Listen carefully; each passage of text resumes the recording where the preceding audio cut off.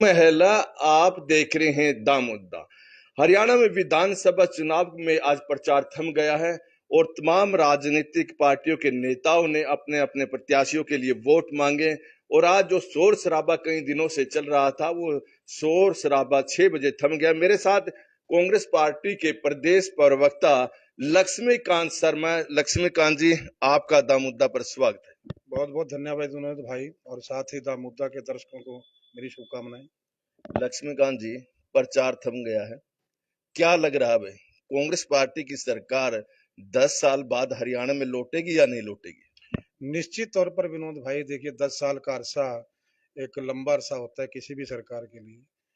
इससे पहले 10 साल हमने शासन किया था, 2005 से लेकर 2014 तक कांग्रेस की सरकार हरियाणा में थी। बहुत हमने काम किए थे, बहुत मजबूती के साथ हरियाणा का विकास किया था, जनता के लिए काम किए थे।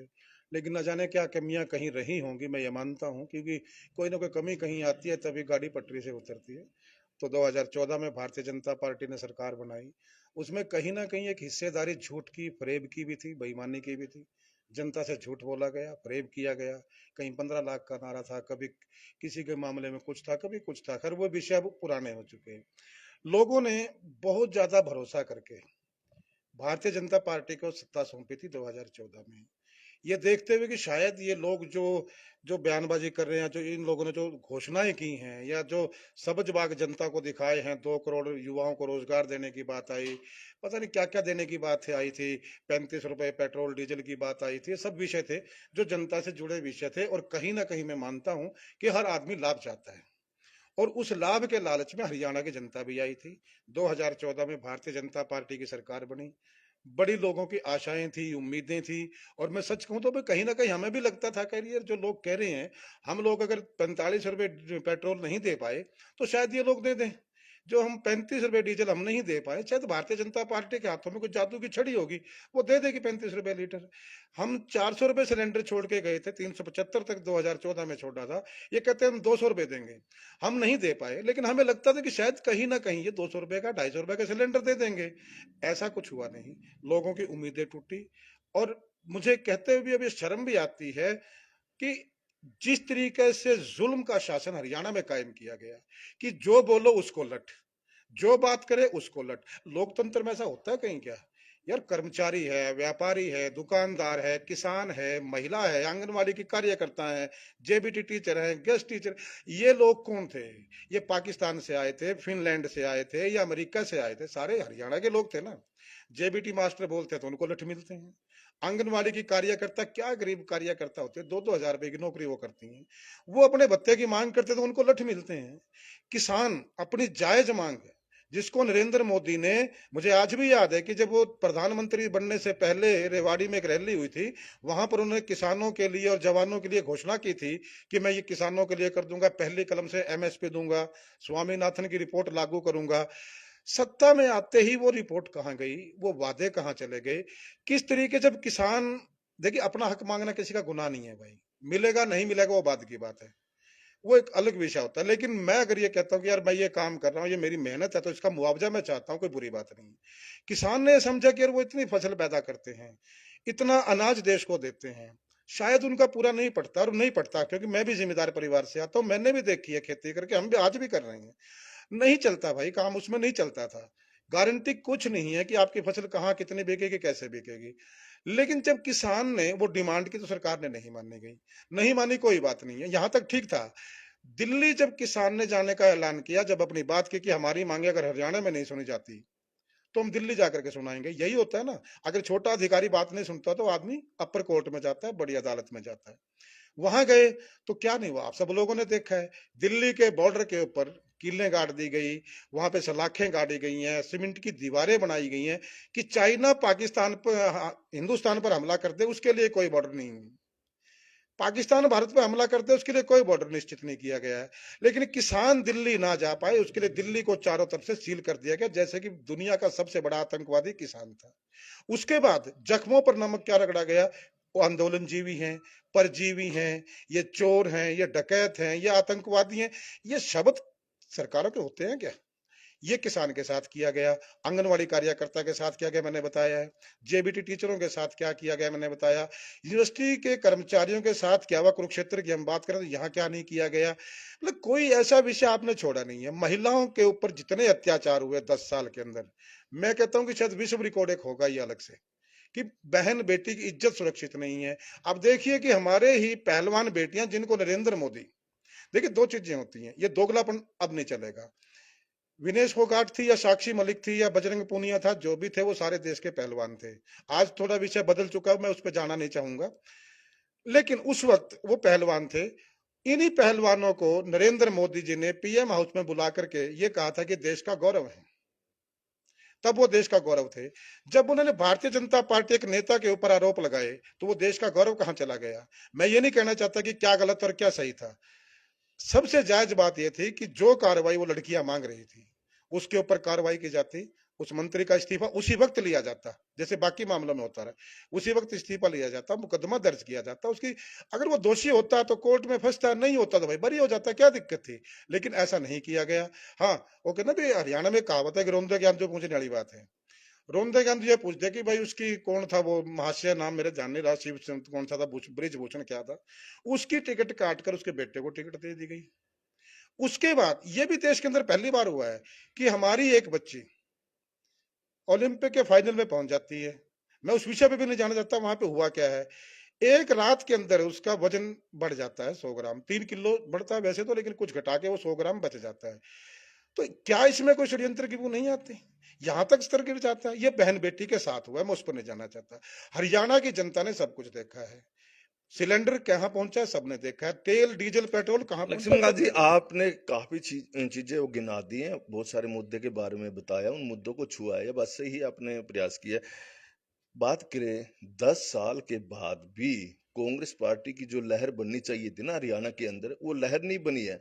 और भारतीय जनता पार्टी का दावा यह है कि आप वेट कीजिए, अभी तो वोटिंग नहीं हुई है, तो वो तीसरी बार सरकार बना रहे हैं, इस तरह का दावा कर रहे हैं। देखिए वही बात है ना भाई, सपने लेने में तो कोई हर्ज नहीं किसी का। और मेरे ख्याल में सपने एक ऐसी चीज है जिस पर कोई टैक्स नहीं है। वो बताते हैं ना, छत्तीसगढ़ में कांग्रेस पार्टी यही बात कहती थी, और इसी तरह की बात मध्य प्रदेश और राजस्थान में भी कह रही थी, लेकिन जब गिनती हुई कांग्रेस पार्टी हार गई थी।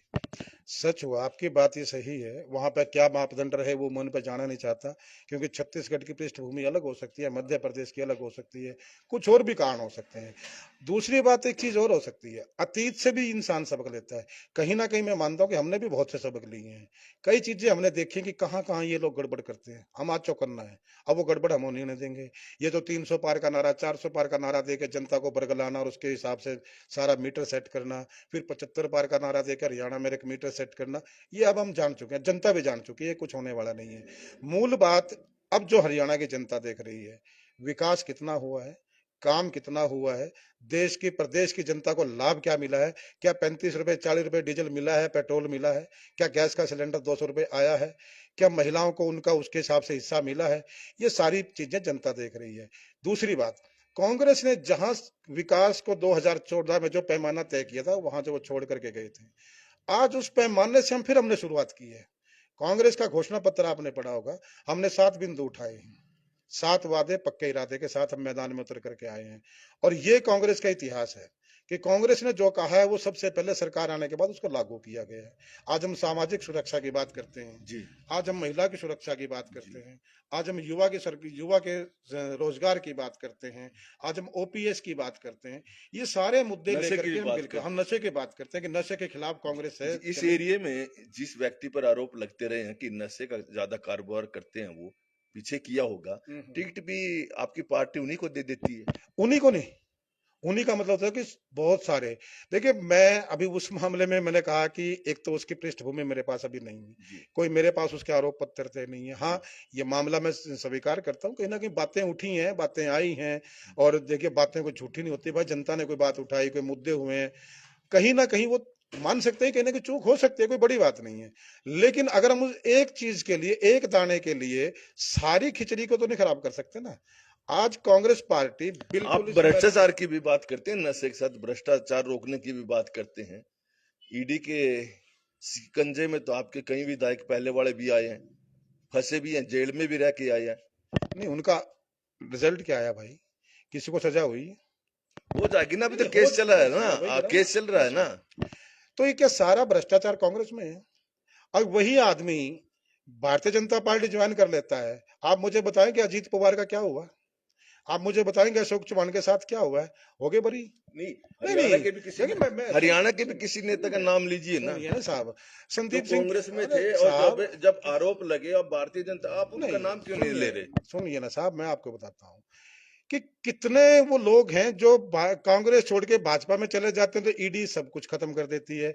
अरे इतना बद पिट चुकी है सरकार की, इतनी मिट्टी कुट चुकी है।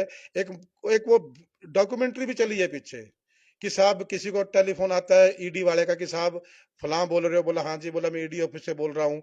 तो सामने से जवाब आता है साहब मैंने तो भाजपा ज्वाइन कर ली। तो वो कहता है सॉरी सॉरी सॉरी, बोला ये तो यार हमारे पास लिस्ट में गलती से नाम रह गया, काटना भूल गए थे। तो इससे ज्यादा मजाक किसी सरकार का बन सकता है क्या? बन सकता है? राहुल गांधी के पीछे भी तो ईडी की इंक्वायरी हुई है, सोनिया गांधी के पीछे भी तो हुई है, क्या निकला क्या है? हुआ क्या? देखिए परिणाम है, आज सत्ता में आप हो। सत्ता एक ऐसी चीज होती है भाई, वैसे तो इसके पीछे कोई फिरता नहीं है। देखिए मैं राजनीतिक आदमी हूँ, मैं भी इस काम में हूँ, मैं भी चुनाव लड़ना चाहता था, हमारा टिकट भी कटा है, मैं पेन सारा सौदा था यहाँ। लेकिन वो एक अलग विषय रह गया। क्यों आना चाहते हैं सत्ता में लोग? समाज के लिए आप कुछ कर सकते हो, एक पैमाना तो ये होता है। दूसरा, कहीं ना कहीं मुझे कहने में कोई संकोच नहीं, और मैं इस बात के लिए बदनाम हूं जो मैं मतलब सच में बोल देता हूं कि लोगों के अंदर कहीं ना कहीं सत्ता का नशा भी होता है। और जिन लोगों में सत्ता का नशा आता है ना, जो सत्ता को जनहित के लिए यूज करते हैं, जो सत्ता को जन कार्यों के लिए प्रयोग करते हैं, जो सत्ता को जनता के सेवा का माध्यम बनाते हैं, वो लोग 10-10 बार जीतते हैं। जो सत्ता को नशा का केंद्र बना लेते हैं कि सत्ता का नशा साहब इतना हो गया कि अब पब्लिक कुछ मायने नहीं रखती, लोग कोई मायने नहीं रखते, वो लोग एक आध बार विधायक या सांसद बन जाते हैं, उसके बाद वो चले जाते हैं। तो ये नशा भी कहीं ना कहीं उस चीज का होता है ना। वो लोग आते हैं, वो भारतीय जनता पार्टी में सत्ता का नशा आ गया, उस नशे का प्रयोग उन्होंने इसलिए किया कि जो भी भारतीय जनता पार्टी के खिलाफ बोलता है, जो भी भाजपा के खिलाफ बात करता है, उसको उठा के ईडी लगा दो, उसके पीछे सीबीआई लगा दो, कुछ निकलेगा ना निकलेगा। हमारे यहाँ एक कानून है कि मुकदमा दर्ज होगा साहब, आपको जेल में तो पकड़ेंगे, जेल में डालेंगे, उसके बाद वो बरी हो जाता है। मैं पूछना चाहता हूँ, 2G जो घोटाला था, जिसको लेकर के पूरे हिंदुस्तान का मजाक पूरी दुनिया में बनाया गया इस भारतीय जनता पार्टी की सरकार द्वारा, उस 2G घोटाले में लोग 8-8 महीने 9-9 महीने जेल में रह के बाहर आए हैं, वो बरी हो गए। अब उसका मुआवजा कौन देगा भाई? आपने एक झूठा परपंच रख दिया कांग्रेस को। क्यों? देखिए बड़ी सीधी सी बात है, 10 आदमी मिलकर किसी आदमी के बारे में कोई राय कायम कर देना विनोद भाई, तो तकरीबन सोसाइटी की नेचर ये होती है कि वो आदमी कितना ही भला हो, उसको बुरा मानने लग जाते हैं। और कोई बुरा आदमी है, उसके बारे में 10 आदमी खड़े होकर उसके गीत गाने शुरू करते हैं, यार ये तो ठीक है, वैसे ही माड़ा कह रहे थे, तो लोगों की राय उधर कायम हो जाती है। लेकिन इस बीच में उस व्यक्ति का जो नुकसान हो जाता है, उसकी भरपाई कोर्ट नहीं करती, कोई और नहीं करता। ये हिंदुस्तान की राजनीति के लिए मैं मानता हूं सबसे बड़ा ग्रहण है। ये राजनीति में जो ये नया सिस्टम छोड़ दिया। हाँ, मैं एक बात कहता हूं, या तो वो भाजपा में जाने के बाद भी उसके ऊपर मुकदमा चलना चाहिए। यार अजीत पवार कांग्रेस में है तो सारा चोर है, भाजपा में जाते ही उसके मुकदमे खारिज हो जाते हैं। अशोक चौहान आदर्श सोसाइटी घोटाले का चोर है, वो भाजपा में जाते ही उसके सारे सिस्टम दूर हो जाते हैं। और ये तो हजारों उदाहरण है भाई, किस किस का नाम लें, पूरे हिंदुस्तान में बड़ा बड़ा है। भाजपा ने 10 साल में किया क्या? मैं वही तो कहना चाहता हूँ कि आज भाजपा हरियाणा में क्यों जा रही है, इसीलिए जा रही है कि भाजपा ने विकास पर कहीं ध्यान नहीं दिया, लोगों के डेवलपमेंट पर कहीं ध्यान नहीं दिया। आपके कुरुक्षेत्र का हाल भी आप देख सकते हैं, आज भी नहीं, सड़कों से कुछ मिट्टी उड़ आप रही है। कुरुक्षेत्र के जो भारतीय जनता पार्टी के प्रत्याशी हैं सुभाष दा, वो तो दावा कर रहे हैं कि 5,000 करोड़ रुपए उन्होंने कुरुक्षेत्र के विकास में लगा दिए हैं। आप कह रहे हैं कि यहाँ काम नहीं हुआ, हवा में ट्रेन चल रही है। अब सुनिए विनोद भाई, 5,000 करोड़ लगा दो या 10,000 करोड़ लगा दो, कोई फर्क नहीं पड़ता जब तक वो पैसा दिखता नहीं है। आज भी आपकी सड़कों का हाल अभी अपनी सामने वाली सड़क का देख लो, कितने के 5,000 करोड़ लगे हैं। एक सड़क है कुरुक्षेत्र में, बिरला बंदी अपना जो थर्ड गेट से लेकर और पीपली तक का, इसका हाल आज भी देख लो। आज भी जो तिरंगा लाइटें लगाई गई हैं, चलो आपने एक मेरे को याद दिलवा दिया, मैं रोज देखता हूँ, ये तिरंगा लाइटें लगवा तो दी गई साहब, इनका हशर देखा आपने? दूसरी बात, मैं एक लोकल मुद्दा और आपको उठा देता हूँ, आपने मेरे को याद करा दिया, मैं इसके लिए आपका धन्यवाद भी करता हूँ, शुक्रिया अदा भी करता हूँ। कुरुक्षेत्र की गलियों में लगभग 8-9 महीने पहले लोहे के बक्से रखे गए हैं, मेरे पड़ोस में रखे हैं दो। बिजली वाले आते हैं, 2 बक्से रखते हैं, रखने के बाद उनको जहां जगह मिलती है रख देते हैं। किस लिए रखे हैं? कहते साहब गलियों की लाइट इन बक्सों से कंट्रोल करेंगे, पूरी गली की लाइट। आज भी आप मेरे साथ चल सकते हो, 10 बक्से मैं आपको आपके पड़ोस में रख के दिखाता हूं, ना तो उनमें कोई लाइटिंग सिस्टम लगाया गया, ना उनमें कोई बटन तक लगा है। वो बक्से जैसे रखे थे आज भी वैसे रखे हैं। ये क्या है? इससे बड़ा घोटाला क्या होगा भाई? कौन ये भी कहा से आपका 5,000 करोड़ में, ये भी तो उसमें शामिल होंगे। तिरंगा लाइटों की मैं बात कर रहा था। अभी चलिए आप मेरे साथ माइक लेके मैं दिखाता हूं, एक बार सड़क देख लीजिए, आप खुद खड़े होगे, मेरे कहने की जरूरत नहीं है, लोगों की जरूरत नहीं है। आधी से ज्यादा लाइटें टूटी पड़ी हैं भाई, कहाँ है वो लाइटें? और अगर आप उनको ठीक नहीं रख सकते, मेंटेन नहीं रख सकते, तो भैया अंधेरा ही काफी है। आधी लाइट आपकी जगती नहीं है। तिरंगा लाइटों के नाम पे कितना पैसा कहाँ गया ये तो पता होना चाहिए ना यार। ऐसा नहीं होना चाहिए। देखिए विकास होता है, पैसा लगता है, अच्छा लगता है। मेरे शहर में पैसा लगे, मैं कहता हूँ 5,000 करोड़ क्यों, 1,000 करोड़ लगे मेरे शहर में पैसा, जहां का मैं रहता हूँ, जहां का खाता पीता हूँ, वहां तो डेवलपमेंट होनी चाहिए ना। लेकिन कागजों में ना हो, धरातल पर होनी चाहिए। और मैं फिर कहता हूँ कि ये जो सारे चीजें जो पूरे हरियाणा के अंदर, कुरुक्षेत्र की बात अकेले की नहीं है, एक शहर में मैं क्यों जाऊं बेचारा, सारे वही बात है ना भाई, 90 के 90 विधायक बराबर है, मैं एक विधायक की बात क्यों करूं? 90 विधायकों का आलम यही है, हर जगह साहब यही आलम है कि कहीं पर भी। मैं ये पूछना चाहता हूं कि गैस का सिलेंडर आज किस भाव मिल रहा है? मैं पूछना चाहता हूं कि रसोई का जो जो बजट है, ये वो गृहिणी का कहाँ है? मैं आपके माध्यम से, दामुद्दा के माध्यम से, भगवान के देश आपका चैनल बहुत चलता है, पूरी दुनिया में चल रहा है आज के टाइम में, मैं भी देखता हूँ, खूब देखता हूँ, आपके सारे देखता हूँ मैं। तो उस लेवल पे जाकर के मैं ये पूछना चाहता हूं कि कहाँ है वो वादे जो सारी, 2 करोड़ रोजगार कहाँ चले गए? 2 करोड़ छोड़ो, 2 लाख कहाँ चले गए? यार आप उतनी घोषणाएं क्यों नहीं करते जो आप पूरा कर सकते हो? हमने घोषणाएं की हैं, हमने की है घोषणाएं, और जहां की है वहां पूरी भी की हैं। कि अब आपने घोषणा की है। मैं याद दिला देता हूँ, आपकी एक पूर्व प्रधानमंत्री हुआ करती थी, इंदिरा गांधी हुआ करती थी ना। जी हुआ करती थी, बिल्कुल उन्होंने थी। कहा था कि गरीबी हटा देंगे, हाँ हाँ लेकिन आज तक गरीबी नहीं हटी। उसके बाद कई प्रधानमंत्री आ लिए ना। हाँ हाँ। साहब देख, मेरी जब इंदिरा जी देश की प्रधानमंत्री थी, पहले तो आप उस वक्त का डाटा उठाइए कि उस वक्त देश के हालात क्या थे। फिर सुनिए, पहले हिंदुस्तान कहाँ खड़ा था, किस प्लेटफॉर्म पर था, हिंदुस्तान को लोग देखते किस नजर से थे, सारा याद रखना पड़ता है, खाली एक चीज से बात नहीं बनती। धीरे धीरे करके हम उस स्ट्रक्चर पर तक पहुंचे हैं। उस वक्त की गरीबी का आलम और आज की गरीबी का आलम आप रेशो निकाल लीजिए, आपको पता लग जाएगी।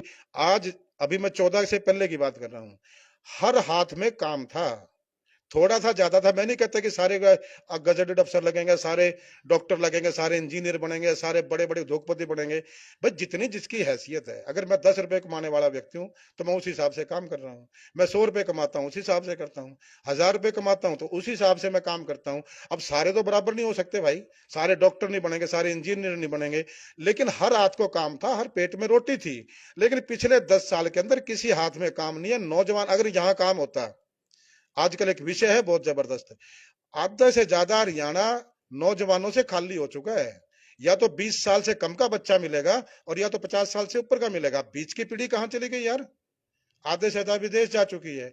बहुत से लोगों से हम भी पूछते हैं कि यार क्या ऐसी आफत आ गई भाई, कोई किला बेच के जा रहा है, कोई 2 किले बेच के जा रहा है।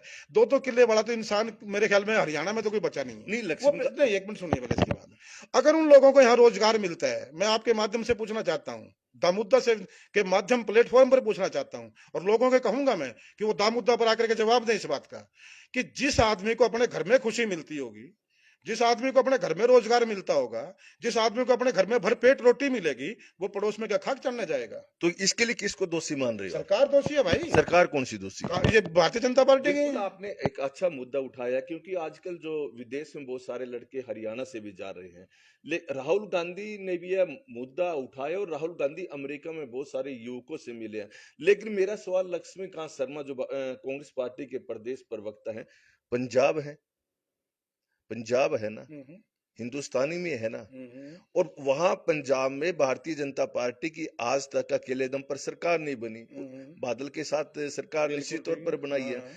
तो हरियाणा में तो अब पिछले 10 साल से विदेशों में जाने लगे हैं युवक। पंजाब तो काफी 20 साल पहले, 25 साल पहले, 30 साल पहले खाली हो गया। तो उसके लिए जिम्मेवार कौन है? वहां तो या बादल की सरकार हुआ करती थी, या फिर कांग्रेस पार्टी की सरकार हुआ करती थी। यानी कहीं ना कहीं कांग्रेस पार्टी भी तो जिम्मेवार है ना इसके लिए। सुनिए, पंजाब का जो नौजवान बाहर गया, पहले आप उसके डाटा निकलवाइए, कौन लोग बाहर गए हैं। बिल्कुल गए हैं, मैं ये नहीं कहता कि नहीं गए हैं, क्योंकि पंजाब ही एक ऐसा राज्य था जहां से ज्यादातर लोग बाहर जा रहे थे, इसमें कोई संकोच नहीं करने में। लेकिन डाटा उठाइए, वहां से खाते पीते लोग पंजाब से बाहर गए हैं, खाते पीते लोग, जिनके घर का जुगाड़ था, जो शौकिया गए थे और वहां जाके रहने लग गए हैं। वो व्यापार किया, उन्होंने बिजनेस किया है। आज पंजाब के जो ज्यादातर लोग हैं वो बिजनेसमैन है विदेशों के अंदर। लेकिन हरियाणा का जो आदमी है, जो पिछले 10 साल में गया है, वो बिजनेस के लिए नहीं गया, वो लेबर करने के लिए गया है, वो अपनी जमीन बेच करके गया। पंजाब का आदमी जमीन बेच करके नहीं गया था, वो जमीन बनाई है उसने आकर के वहां पे। लेकिन हरियाणा का जो लड़का है, जो नौजवान है, वो जाते, जिसके पास, मैंने कहा ना विनोद भाई, 1-2 किला है, वो तो कोई है ही नहीं हरियाणा में। वो तो सिर्फ एक बात कहता है, 2 किले बेच के वहां जाके दिहाड़ी मजदूरी कर लूंगा।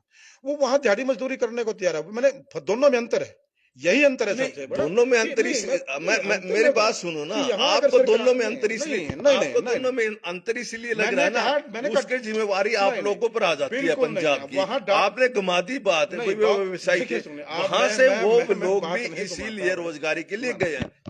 मैं बात नहीं घुमाता, मैं अब भी कहता हूँ, आंकड़े तो आप निकलवा सकते हो ना, ये तो कोई मेरे कहने की बात नहीं है कि मैं आज यहाँ कह दूंगा, कल को 2 दिन बाद मेरे को जवाब भी देना है। और मैं एक बात आपको बताता हूँ, आप मेरी आदत जानते हैं, मैं सबसे पहले जो बोलता हूँ ना, उसकी जवाबदेही तय करके बोलता हूँ। मुझे पता है कि कल को मेरे को जवाब देना पड़ सकता है, पब्लिक में भी देना पड़ सकता है। मैं आपके यहाँ दामुद्दा पर बोल करके जाऊंगा, कोई ना कोई मेरे को बाहर मिलेगा, भाई साहब आपने ये बोला है, मैं उसकी तैयारी करके आता हूँ। मैंने अब भी कहा, और मैं अब भी ऑन रिकॉर्ड कहता हूँ, दामुद्दा के ऊपर कहता हूँ। और लोगों से फिर अपील करूंगा कि दामुद्दा पे आकर के वो जवाब दें इस बात का, कि पंजाब का जो व्यक्ति बाहर गया है, उसने जाकर वहां बिजनेस किया है। आज सरदार ज्यादातर पंजाब के गए हैं ना, पंजाब के सरदारों के तकरीबन बाहर बिजनेस है, चाहे इंग्लैंड है, चाहे अमेरिका है, चाहे दूसरे देशों में है, और उन लोगों के बिजनेस हैं। आज वहीं पर हमारे लोग जाके, हरियाणा का आदमी दिहाड़ी करने पर मजबूर है। ये फर्क है पंजाब और हरियाणा का। अगर यहाँ के नौजवान को रोजगार देश में मिला ना, मेरा मुद्दा भी आप उठाइए, अपना, आपकी बात का मैंने जवाब दिया। मैं आपसे एक जवाब मांगता हूं, दा मुद्दा के दर्शकों से जवाब मांगता हूं, कि अगर आपको के घर में खाने के लिए रोटी मिल जाती है, हर खुशी आपको घर में मिलती है, कोई चीज आपको घर बैठे बैठे मिलेगी, आप उसके लिए बाहर जाओगे कि पड़ोस में ताक झांक करने के लिए? आपने अच्छी सवाल किया, मैं उसका जवाब दे देता हूँ। आपने कहा कि बेरोजगार युवक वहां जा रहे हैं जमीन बेचकर। हरियाणा से तो ऐसे परिवारों के बच्चे जा रहे हैं जिनके माता पिता टीचर हैं, अच्छी जमीन है, 20-25 एकड़ जमीन है, अच्छा व्यवसाय चल रहा है, लेकिन उनके बच्चे चाहे एक हो या फिर 2 बच्चे हो, बाहर जा रहे हैं, या एमबीबीएस में नंबर पड़ जाता है, लेकिन वहां जाकर नर्सिंग का कोर्स कर रहे हैं। यहाँ भी ऐसे बहुत है कितने परसेंट लोग हैं, पहले तो परसेंटेज निकालिए। जी। मैंने कहा नहीं, पंजाब से जो लोग गए हैं वो भी तो शौकिया गए हैं, हरियाणा में भी हो सकता है। मैंने ये थोड़ी कहा कि 100 के 100, बड़ी संख्या में हरियाणा में भी ऐसे। नहीं बड़ी संख्या में नहीं है, बहुत रहे, मात्र 5 या 10%। हम भी इसी हरियाणा में रहते हैं, रोज देखते भी हैं। यहाँ का जो नौजवान है वो ज्यादातर जमीन बेच करके, और देखिए साहब, डोंकी के नाम पे बाहर क्या हो रहा है सबको पता है, क्या कुछ हो रहा है। वो दुखद स्थिति ये है कि आप हरियाणा में रोजगार के, अच्छा देखिए, चलो मैं आपसे मुझे कहे ना बात बीच बीच में याद आती है, मुझे याद आ गई भाई, मैंने पहला मुख्यमंत्री देखा है इस दुनिया के अंदर, मनोहर लाल खट्टर। ऐसा वाहियात आदमी मैंने तो अपनी जिंदगी में देखा नहीं है। जो, जब किसान आंदोलन होता है, इस हरियाणा के नौजवान को कहता है कि 2-4 पिट लोगे, लठ खा लोगे, लठ सिर 2-4 के सिर फोड़ दोगे तो जेल में जाओगे, लीडर बन पाओगे। अरे खट्टर, तू कितने के सिर फाड़ के गया है भीतर? और तेरा क्या खट्टर में इतनी हिम्मत है कि किसी नौजवान का सिर का हाथ लगा दे जाके? तू मुख्यमंत्री बन गया इसलिए बोल रहा है? ये भाषा है मुख्यमंत्री की, कि जाके किसी का सिर फाड़ दो, जेल चले जाओगे, लीडर बन के बाहर आओगे? तुम बदमाश बनाना चाहते हो देश, इस हरियाणा के नौजवान को? या मुख्यमंत्री की भाषा है कहीं क्या? कितने इंस्टांस ऐसे मैं आपको गिनवाऊं, कितनी बातें गिनवाऊं। जब ये बाहर का मामला आया, देखिए मैंने इस पर एक ओपन डिबेट की थी, एक चैनल पे, मुझे ध्यान नहीं है, एक विषय आया था यही बाहर वाला। मैंने तब भी कहा था, तब खट्टर साहब का एक बयान आया था कि हम तो इनको बाहर रोजगार दे रहे हैं, सरकार रोजगार उपलब्ध करवा रही है बाहर इनको। अरे यार, लानत आप लोगों के ऊपर, आपके देश का भविष्य बाहर जा रहा है। जिस परिवार का भविष्य बाहर चला जाएगा, आप हिंदुस्तान में, हरियाणा में रोजगार दे नहीं पा रहे, आप विदेश में रोजगार दिलवा रहे हो उनको। ये जो स्टेटमेंट है, मैं कहता हूँ ठीक है, वो जा रहे हैं, उनकी अपनी मर्जी है, कोई भी किसी को जबरदस्ती नहीं भेजता, अच्छा साथ है। अच्छा, एक लेकिन बताइए, सरकार के मुखिया का यह काफी बयान सही है क्या? काफी लंबा हो गया, वो बयान सही नहीं है। राहुल गांधी और प्रियंका गांधी हरियाणा में प्रचार करके गई है, कुछ फायदा मिलेगा? विरोधी दल तो भारतीय जनता पार्टी तो कह रहा है कि जहां जहां पर राहुल गांधी और प्रियंका गांधी गए हैं, वहां पर प्रत्याशियों के कांग्रेस की हार हो रही है, क्या कहेंगे आप? देखिए, ये तो अब जनते भाजपा का तो क्या मामला कहें साहब, वो तो मैं जानना नहीं चाहता, क्योंकि भाजपा वाले कुछ बोल रहे हैं। अब हर बोलने वाले का जवाब देना तो हमारी फितरत नहीं ना, वो कुछ भी बोल दे उनका। ये वो लोग हैं जिनको पता ही नहीं है क्या बोलना है, जिनको यही नहीं पता कहना क्या है, सुबह को शाम कहनी है, शाम को रात कहनी है, रात को दोपहर कहनी है। इनका जो जी करेगा बोल देंगे। लेकिन जहां तक राहुल जी और प्रियंका जी का मामला है, मैं आपको बड़ा स्पष्ट कर देता हूँ। आज राहुल जी का एक कद बना है, तो नेता प्रतिपक्ष पार्लियामेंट में कोई वैसे नहीं बन जाता। वो एमपी लेके बने हैं, लोगों ने वोटें दी हैं, वो इंडिया गठबंधन की तरफ से आए हैं, उनको वोट मिली है। बिना वोट के तो गए नहीं। अगर वो बिना वोट के गए तो नरेंद्र मोदी किसके दम पे कूद रहे हैं पार्लियामेंट में, एक बात बता दो। मतलब राहुल गांधी तो वैसे चला गया और नरेंद्र मोदी वोट लेके गया है क्या? फिर अगर राहुल गांधी वोट लेके गया तो वो भी वोट लेके गया है, और अगर वो नहीं गया तो फिर वो भी नहीं गया। फिर दोनों बराबर है भाई, दोनों पार्लियामेंट में। एक प्रधानमंत्री है, एक अपोजिशन का लीडर है, वो भी बराबर प्रधानमंत्री माना जाता है, जो संविधान के हमारे अगर उसमें जाए उस मामले में लेके। लेकिन मैं कहना चाहता हूँ कि राहुल जी और प्रियंका जी के दौरे के साथ साथ खाली दौरे की बात नहीं होती है ना, कि आए चले गए। आए तो मोदी भी है, पूछा भी नहीं किसी ने कुरुक्षेत्र में। बात यह है कि लेकर के क्या आए हो। राहुल प्रियंका हरियाणा में आए हैं तो क्या लेकर के आए हैं? राहुल प्रियंका अगर हरियाणा में लेकर के आए हैं तो 6,000 बुढ़ापा पेंशन लेकर के आए हैं, 6,000 विधवा पेंशन लेकर के आए हैं, 6,000 दिव्यांग के लिए पेंशन लेकर के आए हैं, ओल्ड पेंशन स्कीम लेकर के आए हैं, युवाओं के लिए 2 लाख रोजगार का पैकेज लेकर के आए हैं, गैस का सिलेंडर 500 रुपए का लेकर के आए हैं। राहुल गांधी अगर लेकर के आए तो 2,000 रुपए प्रति महिला के, एक गृहिणी के नाम लेकर के आए कि एक गृहिणी को 2,000 रुपए मिलेंगे। राहुल गांधी ये लेकर के आए हैं। राहुल गांधी नशे पर को लगाम लगाने के पैकेज लेकर के आया कि हम इस पर लगाम लगाएंगे। राहुल गांधी भ्रष्टाचार खत्म करने के लिए हरियाणा में लेकर के आते हैं। ये खाली आने की बात नहीं, आ तो कोई भी जाता, मैं भी कहीं चला जाऊंगा, मैं भी दूसरे हलकों में जाके प्रचार करके आया हूं, लेकिन मैं लेके थोड़ी गया कुछ, क्योंकि मेरे देने को था ही कुछ नहीं, मैं दे नहीं सकता कुछ। मैं सिर्फ अपने शब्दों से, अपनी बात से लोगों को कन्विंस कर सकता हूँ, वो मैं करके आया हूँ। तो राहुल जी और पंकज एक पैकेज लेकर के आए हैं, जो मैंने आपको बताया कि 7 वादे और पक्के इरादे के साथ कांग्रेस मैदान में आई है।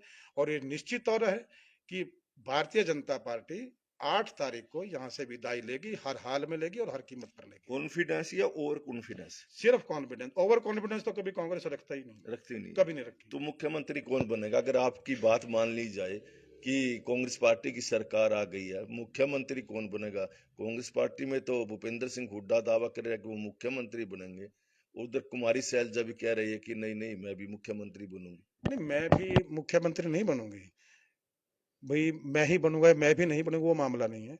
सवाल इस बात का है कि हक किसका बनता है, किसका बनता है, किसका बनता है? भाई एक मुख्यमंत्री रह चुका है, एक बनने वाला है, हक तो शैलजा का भी यानी है। आपका इशारा एक मुख्यमंत्री रह चुका है, यानी नए मुख्यमंत्री बन सकते हैं। सुनिए, ये मेरी राय हो सकती है भाई, आप इसको मैंने कहा था ना, घुमाना मत।